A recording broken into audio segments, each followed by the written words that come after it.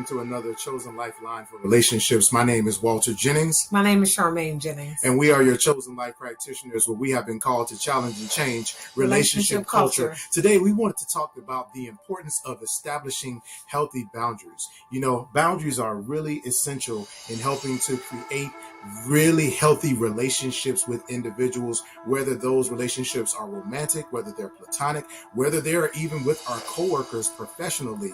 It is really essential that we allow ourselves to inform our boundaries via our values, our principles, and also some of our core values. Absolutely. And healthy boundaries are a great benefit when it comes to your self-care, right? And so a lot of times when we're in relationships with other people, we care about them, right? We are giving of our time and our attention and even sometimes our resources, right? But when we have healthy boundaries, it is literally an act of caring for yourself. It is literally providing not a wall, but definitely safeguards so that anyone that you allow into your space, you give them your time, your energy, emotional currency, all of these different things. It really helps them to know this is what I deem to be respectful. These are the rules of engagement for me. And in order to be in a relationship with me, these are my expectations. And that self-care actually leads into self-respect. So those are things you're actually modeling the expectations that you have for others and their treatment of you in the way that you can treat yourself. And there are many people that will say that, well, if you don't treat yourself well, you shouldn't expect being treated well from other people. And that's not necessarily true. But what we are saying is that it's important to model your expectation for other people in the way that you treat yourself. And so helping to establish firm and healthy boundaries is a really important process of that. Living by the values and the principles and some of the various things that you institute is a really important indication to other people, the expectation that you also have for them. Absolutely. And the third is personal leadership. You know, there's a national statement that goes around that says, boundaries are yours to create, to manage, and to sustain. And so it has to be an expectation that you are the leader in this. So in that personal leadership that you're going to gain with establishing good, healthy and good boundaries, you pretty much are modeling what it is that you expect to see. You're managing it, and really you're holding other people to that expectations. And if they breach those expectations, you then, in those leadership skills, have to be prepared for what are the consequences if they violate them.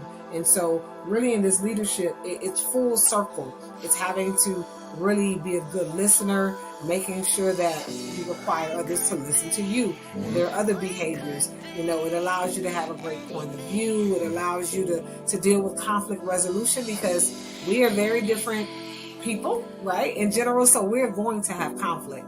And part of the great thing about boundaries is when you are firm in your boundaries and who you are, it allows you to be able to hear other people's points of view and to get to know them without feeling like your value system is being threatened. It grounds you and allows you to have a firm foundation so that you're actually able to learn from other people. And so it is very important to make sure that you have a healthy sense of self in the establishment of your boundaries.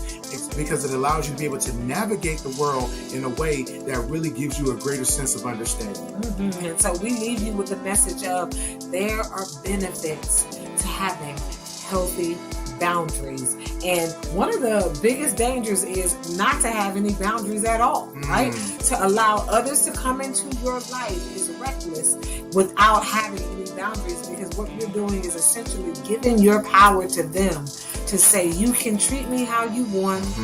You can utilize my resources, my time, my space, however you choose. And that is the wrong messaging. And so, again, to not have any boundaries is very dangerous. And so to have boundaries is actually a healthy thing. So anyone that will convince you otherwise is definitely a non-example and a person that you definitely want to guard yourself from. Absolutely. Well, thank you all again for choosing to tune into this Chosen Life for Relationship Lifeline. Be sure to like, share, and subscribe, and book us for a session. We would love to partner with you in your individual and collective journey. Again, my name is Walter Jennings. My name is Charmaine Jennings. And we are your Chosen Life practitioners, and we have been called to challenge and change relationship culture. Do you remember the butterflies in your stomach when you and your partner had your first kiss or held hands? Or when you received that first I heart you emoji text message? Happy emotions can be the centerpiece of relationships. But what happens when anger, frustration, or disappointment show up? Do you have the support, skills, and strategies to exercise effective emotional intelligence? Contact us at chosenlifespecialist.com. Chosen Life Specialists, where we have been called to challenge and change relationship culture.